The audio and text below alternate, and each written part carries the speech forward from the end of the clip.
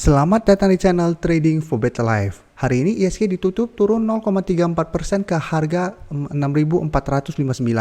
Dan di video ini saya akan coba menganalisa saham TINS dan INDI yang saat ini masih bergerak naik walaupun ISG hari ini bergerak turun.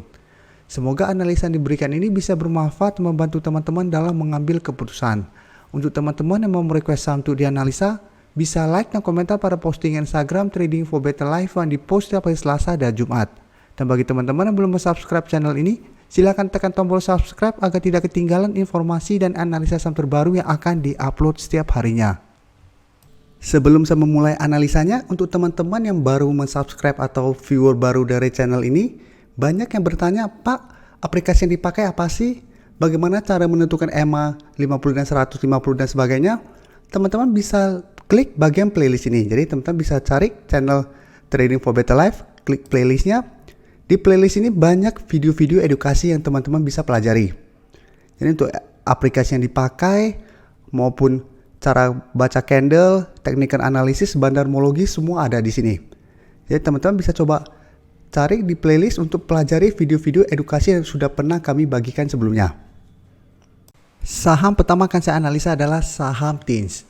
TINS hari ini naik hampir 6% ke harga 1.685. Dan bisa kita lihat di grafik. Hari ini TINS sempat naik menyentuh resisten di harga 1.700.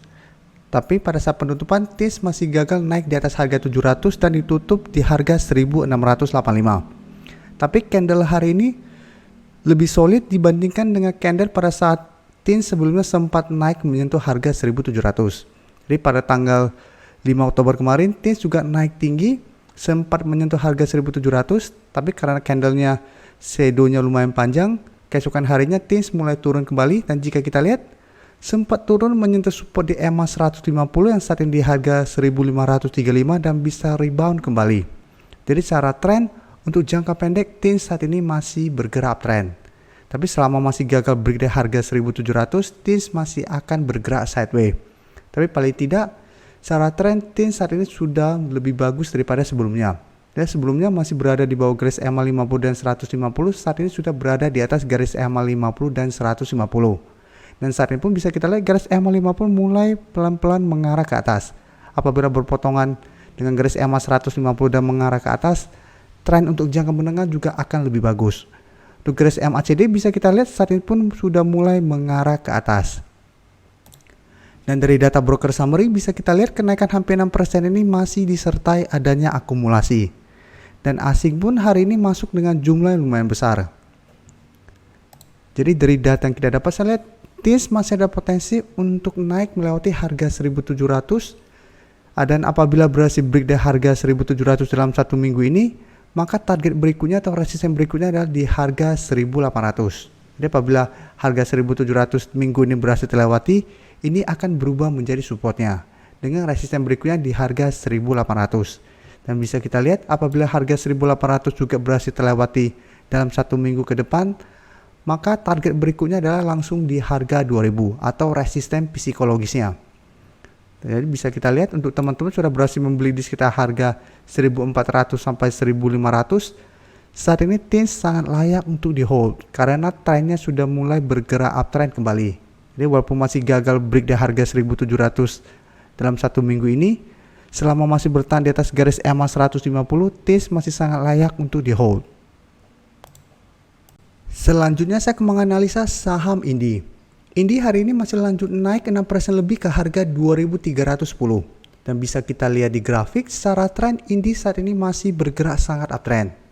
Jadi sebelumnya jika kita lihat INDI memang belum berhasil break dari harga 2.300. Dan hari ini pun memang walaupun bergerak naik, INDI belum terkonfirmasi break dari resisten ini.